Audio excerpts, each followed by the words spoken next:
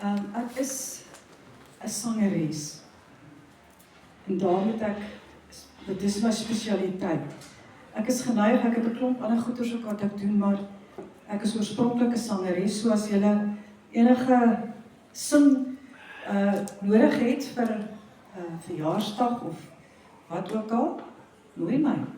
Ek skryf personalized, ek kan dit nou nie Afrikaans mooi verduidelik nie, personalized liedjies ook, vir jou besigheid of vir jou verjaarsdag of waarvoor jy dit ook al wil hê.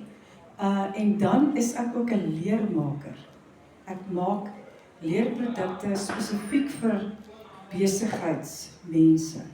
So jy kan met my kom praat, ek kan vir jou ietsie spesiaals maak net vir jou brand. En dan is ek ook 'n sangafrigter.